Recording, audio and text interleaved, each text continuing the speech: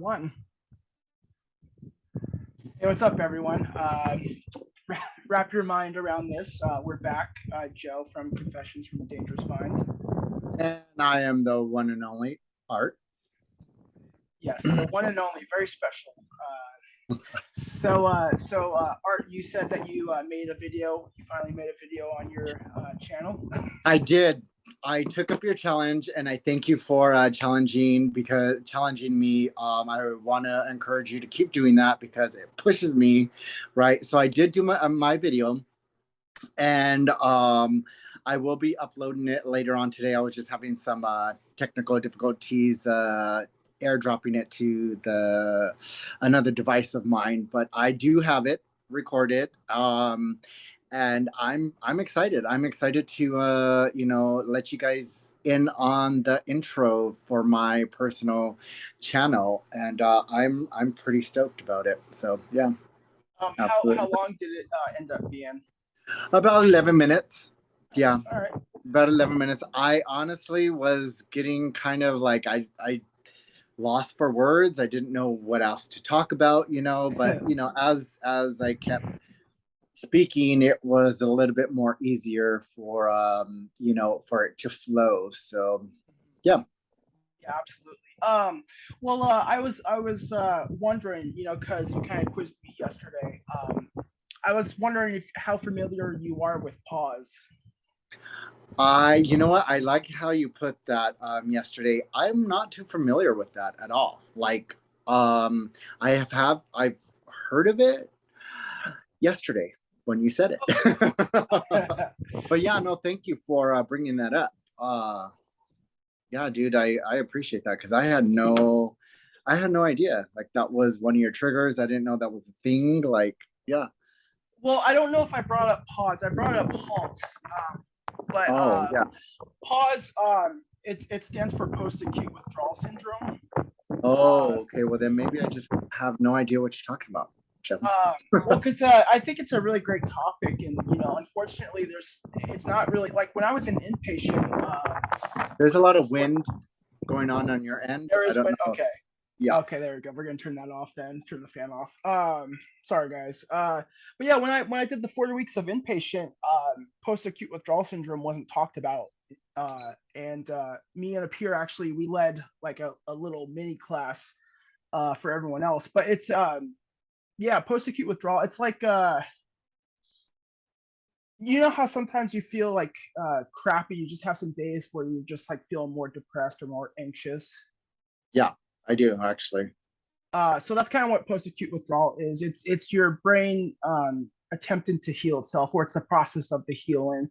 And there'll be intermittent periods of increased anxiety, depression, insomnia. You might feel like you have foggy brain, or your memory is not as sharp. And you'll have transient ups and downs with that. But it does get better as time goes on. While you work in your recovery. But yeah, we'll have to more formally discuss it in another session. But I think it's a great topic because sometimes, when you're in recovery, you wake up, you just feel like crap. That could be pretty triggering. So that's what kind of made me think of it from what we talked about last night. All right, cool. Well, I'm glad that you said that because sometimes I just think that, because all the junky food that I eat. I mean, that also does have that does play a factor into it. So I do try to stay away from junky food as much as I can. And so. Yeah, no, diet is super important. I mean, diet and exercise.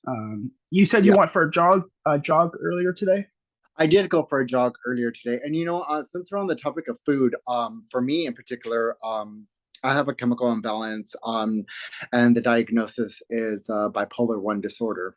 So I do take medication for it, and I love it. I don't think that I will ever stop doing medication or ever stop, seeing a therapist or, seeing a doctor and helping me treat this chemical imbalance because it works Medication works for me, and I like who I am on the medication that are.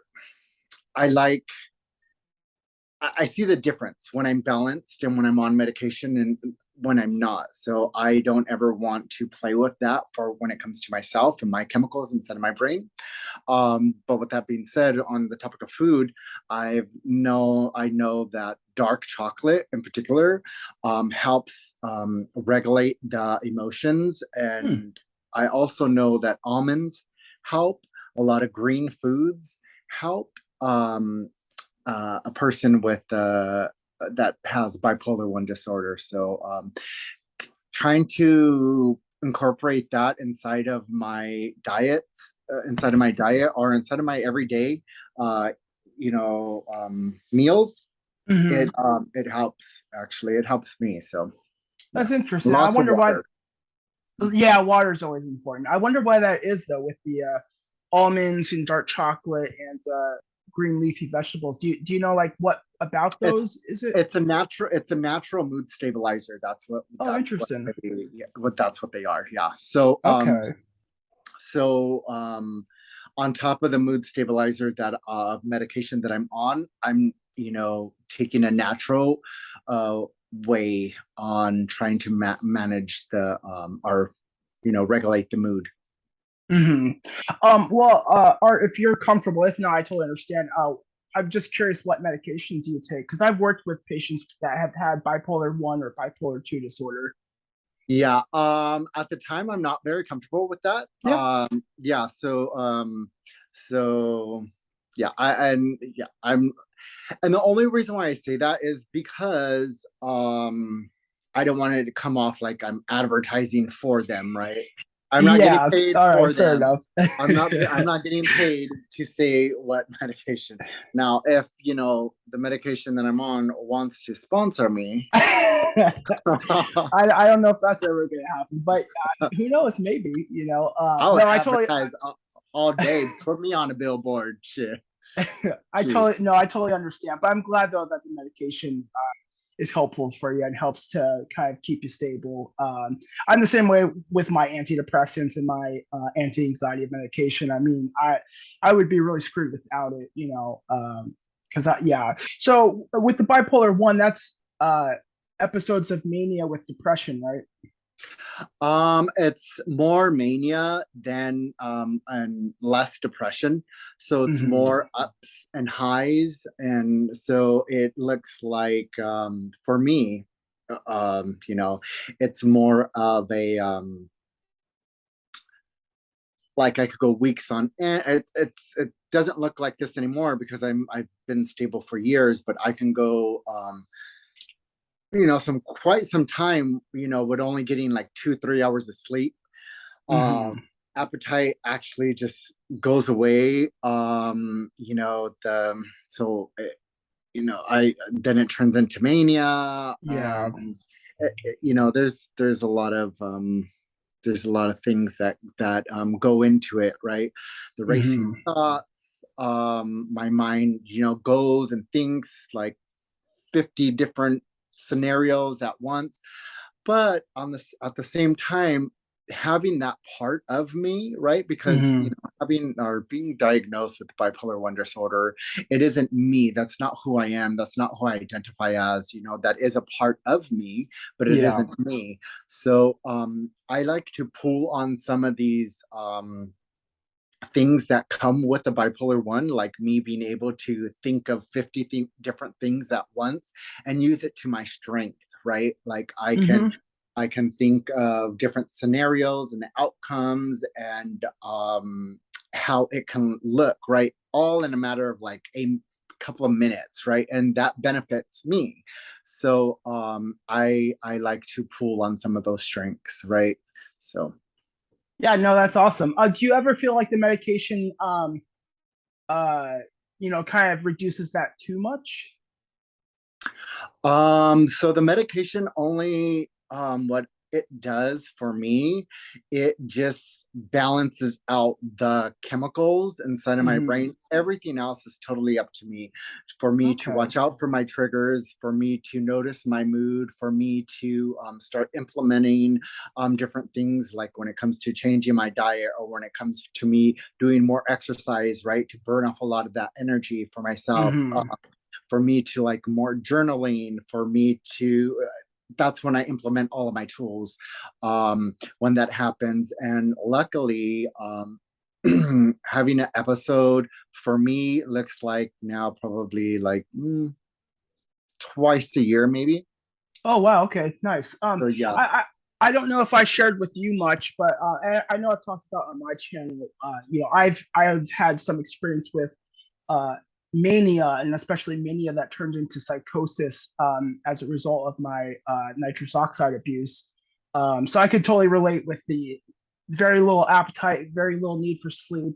yeah. But for me, like it quickly became grandiose and like delusional, just and really impulsive. I mean, it really was like a short period of mania, then right into psychosis. But yeah, it's crazy, man. It's but I looking back, there's some parts of it that I would say can be used for like almost enjoyable, like when you just feel um that power. I don't know, like and granted, I'm not diagnosed with bipolar disorder. That was as a result of the substance use, so maybe I can't quite relate fully, but for me, I really like that just like feeling of invincibility that came with it for me.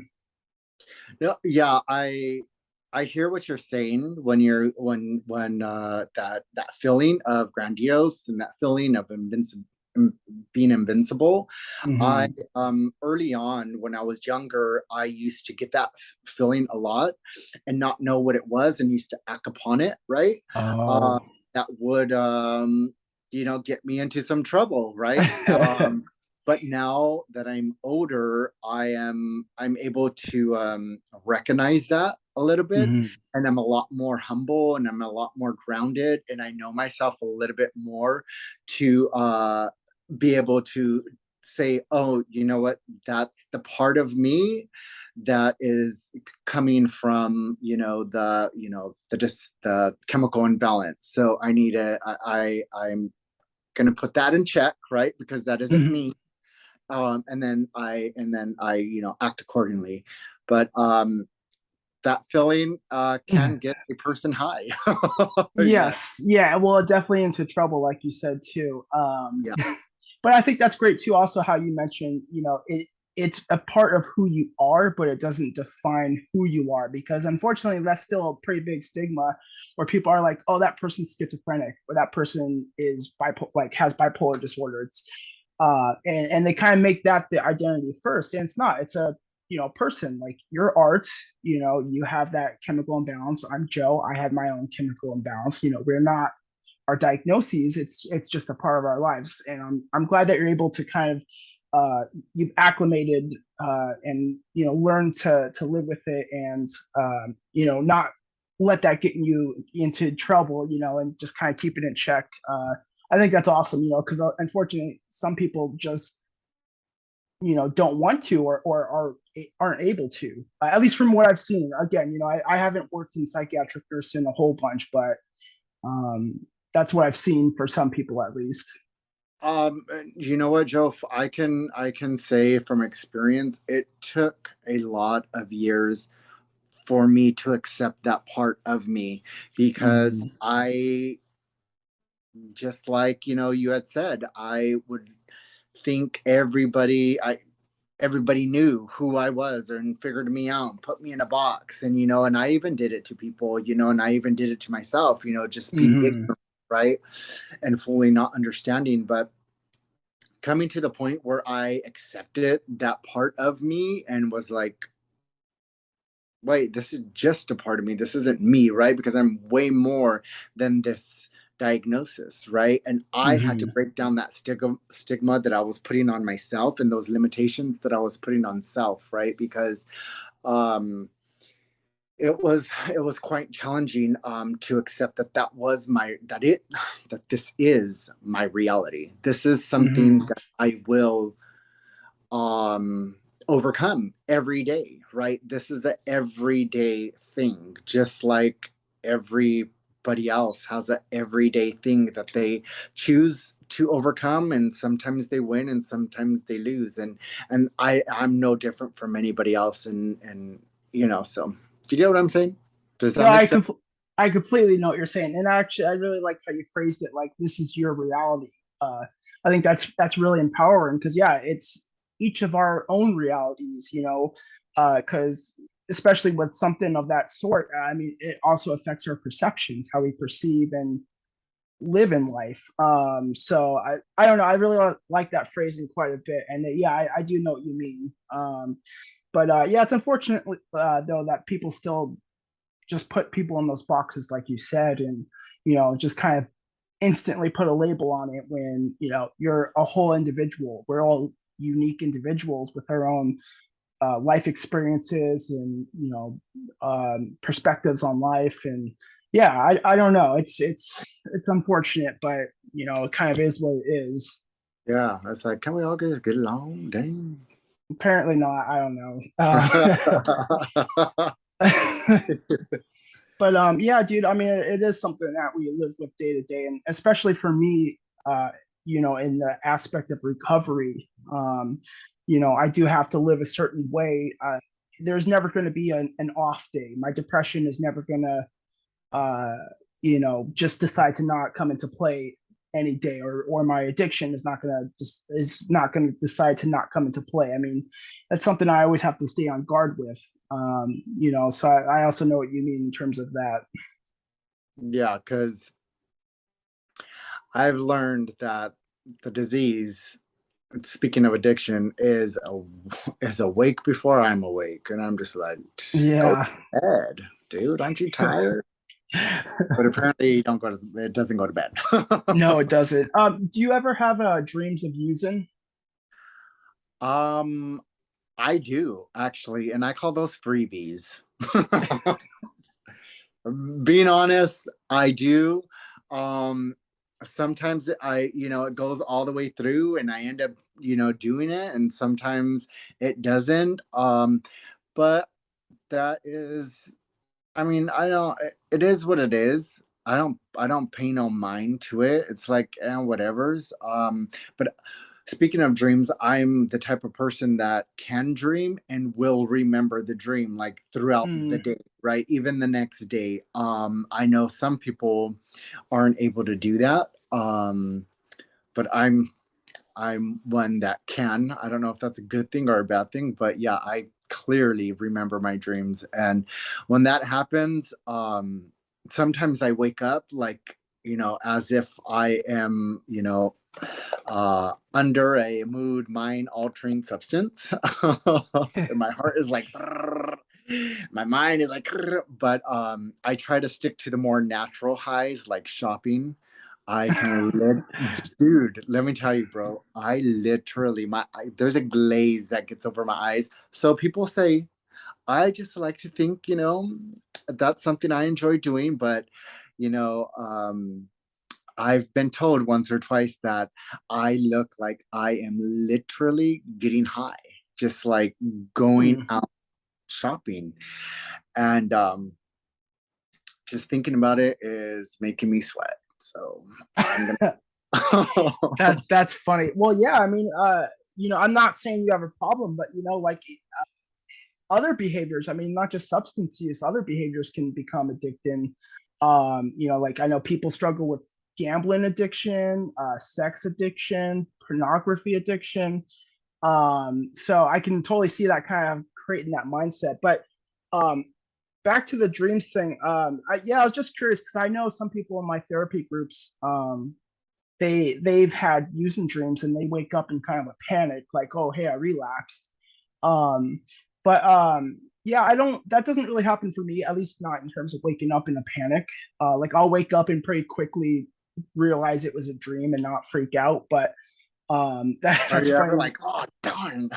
No, actually, well, fortunately, at least I do enjoy my recovery enough to not be like, ah, oh, it was a dream. Too bad. Yeah, yeah. But again, it's like, I don't know, I can just orient myself pretty quickly and be like, oh, okay, no, I didn't relapse, that was just a dream. But yeah, some people like freak out, which makes sense, especially when you get a considerable clean time under your belt. Yeah. Yeah. I just want to say to all of the viewers, and that I joke around a lot, like, you may hear me say some side notes like, oh yeah, yeah, yeah, yeah, about like um about stuff, about the recovery and stuff, but it's all fun and jokes. I mean, I'm I love life, and I can laugh at myself, and I can make fun of things today, right? So I don't want anybody to get like the wrong idea of like, oh my God, this guy's like really, he's getting excited about it. I do want to make that very clear. I will be joking about it, I will be saying, oh, hey, yeah, no, I'm effed up or something like that. But I will always say this is a joke because it's life, and I've learned to not take my life too serious, or life period serious, like too seriously, because like right now I only have one lifetime, and I'm living it, right? And I like to enjoy it and laugh about some things, and things I used to do when I was like not really here. So anyways, so No, just it's good. making that Yeah. clear. Well, yeah, thank you for making that clear. But yeah, no, I think life, I'm of the same mind. I think life is too short to take seriously. But I do know there's some people that, especially when it comes to recovery, are really serious. So I think it just depends. But I'm with you, man. It's nice just to be able to look back and laugh about it, or even laugh about it right now. When I was at the cafe volunteering earlier today, I was excited about the prospect of being the next in line to be hired. And I was bouncing around a few times, and the barista and someone else there was like, do you need a UA? So yeah, it's just funny because some people would like take offense to that and be like, what are you insinuating? But it's Yeah. like, I know they're joking. So yeah, no, I totally understand, but I appreciate the So for explanation, or the little subtext or whatever. Yeah. So for those of you who don't know what a UA is, can you Oh explain yeah. what that is?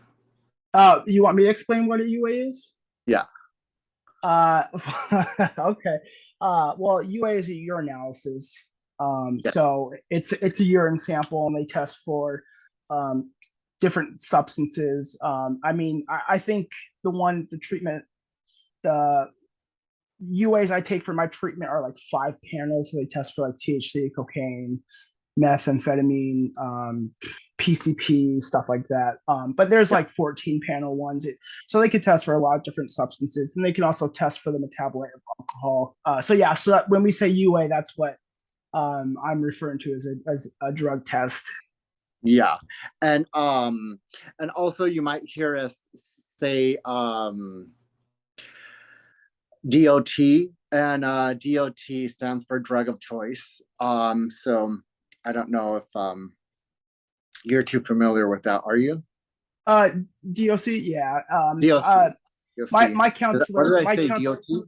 you said DOT, yeah. Unless my brain's The, all fried. the Department of Transportation. That part. I took it a lot, and um, I love those guys. yeah, I know they do fantastic work. They do, Even though I and don't I drive complain anymore. a lot if they're not on time. I'm on the phone complaining.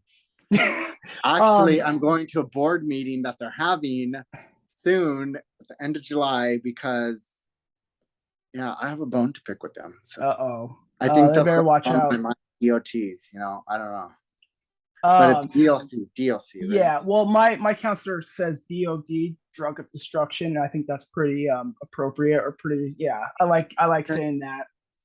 But yeah, no, thank you for pointing that, because yeah, we get so used to saying these acronyms that for us we know what we're talking about, but for those that aren't as familiar, yeah, they'd be like, what?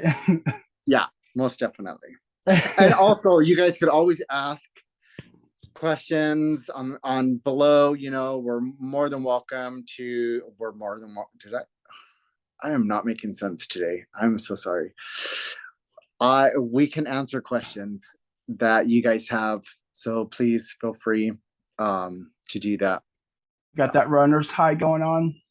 Dude, I think so. And I came home, and so I got some dinner cooking right now. I'm hooking up some fried chicken and some mac and Ooh, cheese, nice. and yeah, so I'm just like a little bit hungry and a little bit dazed, and I'm hydrated, but like still like yeah. So I still got a couple of things to do. I got some brand new plants that I need to repot. Um, so yeah, day's not over. I still have some things to do, and I thinking about it right now, I'm just like, who the heck am I? Oh, I gotta finish up dinner and repot some plants. Like, what the? Yeah, sounds like an exciting evening. Yeah, right. These are the get tos, right? When you're living a healthy life. You, Yeah, that's one thing. People are like, "Oh, well, sobriety is boring." It's like, well, it's only boring if you make it boring. yeah, For me, I've been finding or discovering that I'm like rediscovering life. Like I'm finding out the simple pleasures of life again. Like I had a great workout today and good bike ride down to the store. And then came back, took a nice shower, and yeah, like I felt high almost. It's enjoyable yeah. because our brain's just so used to drinking or taking something to feel pleasure. But now we're reassociating that pleasure with activities that might seem boring, but I don't think they're boring at all. I think only boring people get bored. So whether they're high or not, Yeah, that's well, just yeah, absolutely. that's just my opinion. And I'm not a boring person, so and neither are No, you. yes, you are not boring, that's for sure. Yeah. So yeah, it was a pretty hot day over here. It was like almost in the 90s, right? Yeah, I Yeah. don't know the exact temperature, but that sounds about right. Do you have air conditioning over there at your place? Yeah, well, the house has central air, but this bedroom, it used to be a garage that they refitted to be another bedroom. So we have a little portable unit right here. Okay. Um, so yeah, I'm very fortunate. I'm really glad to be in this house. It's been a lifesaver in more ways than one. Yeah.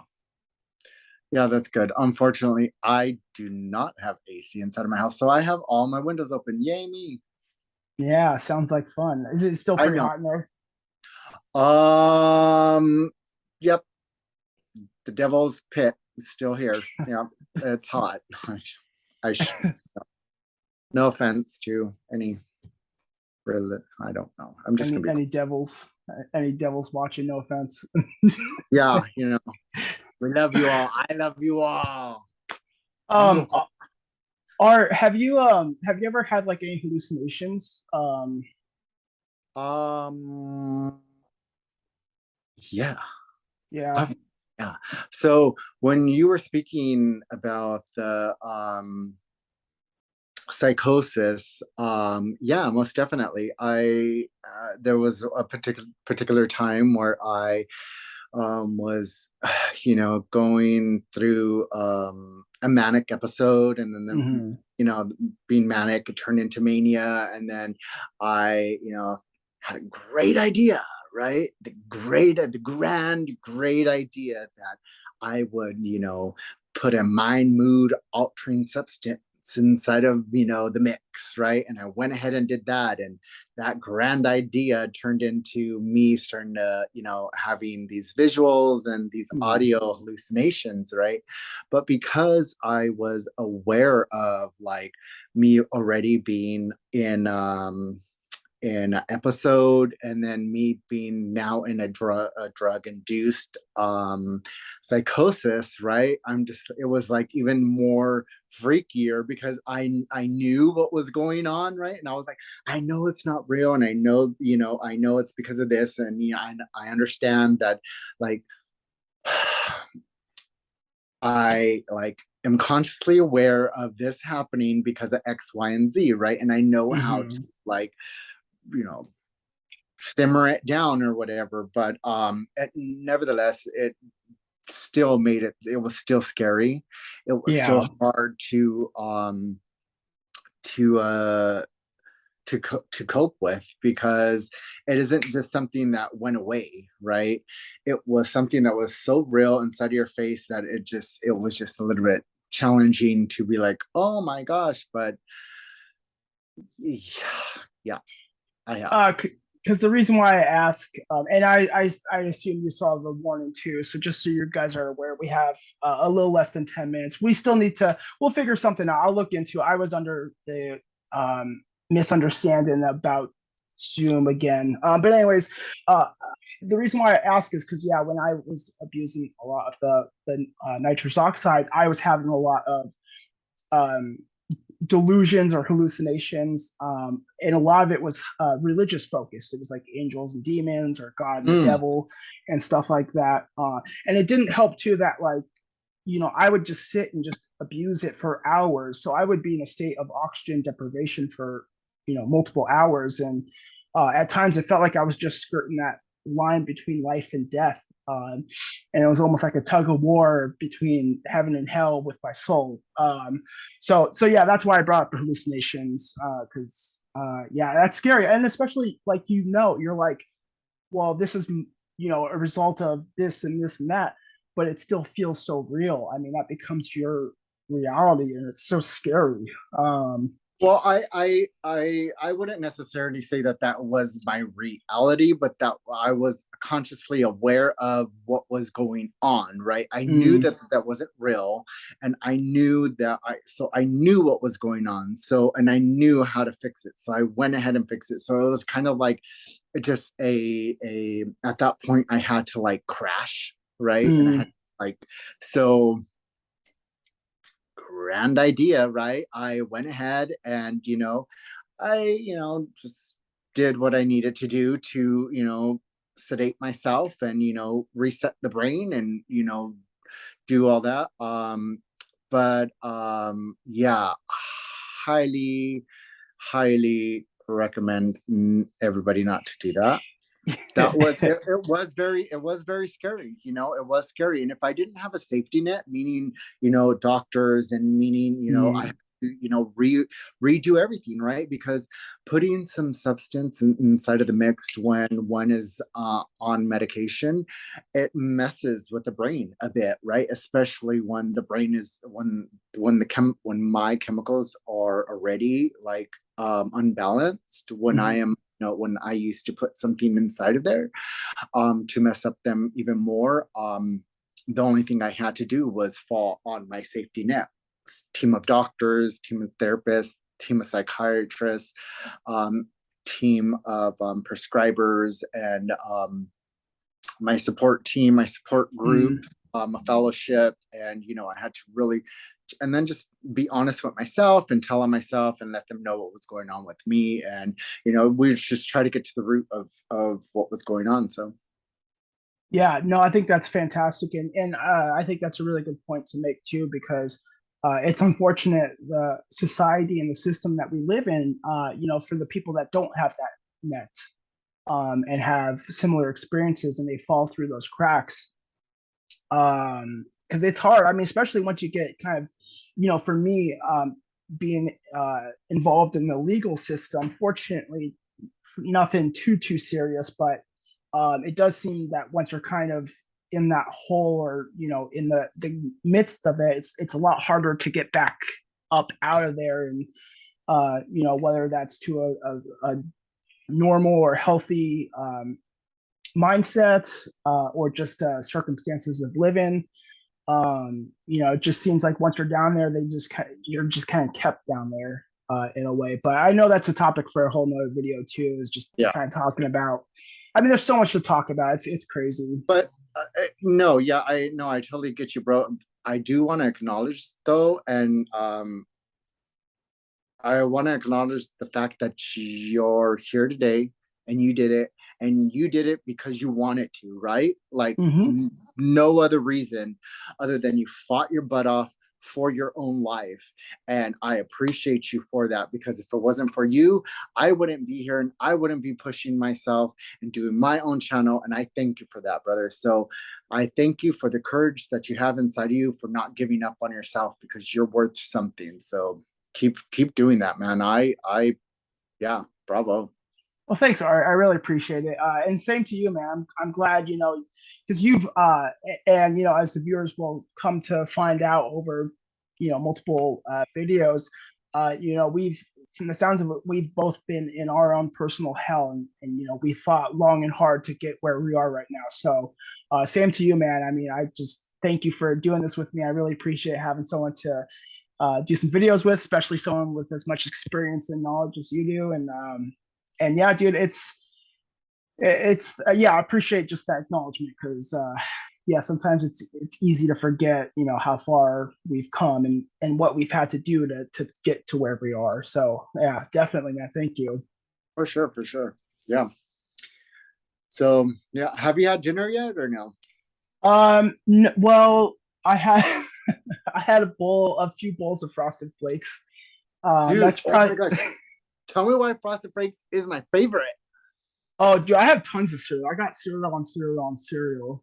So okay, let me ask you this, and let me ask the viewers: have you guys had? Please let me know, because this is the best. And if you guys haven't had it, you must try it. Frosted Flakes with Fruity Pebbles. Mixed it hybrid. Oh my gosh, dude! It is.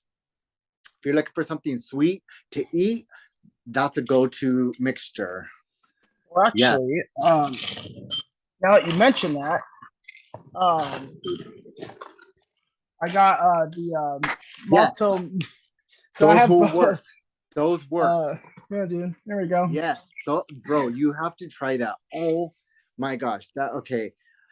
A couple of weeks back in June, I flew back to SoCal to visit family and friends, right? Frosted Flakes is my go-to cereal, right? So, I had to cop a box, and my sister, she had some Fruity Pebbles, so I like mixed them, right? Because I wanted something really sweet.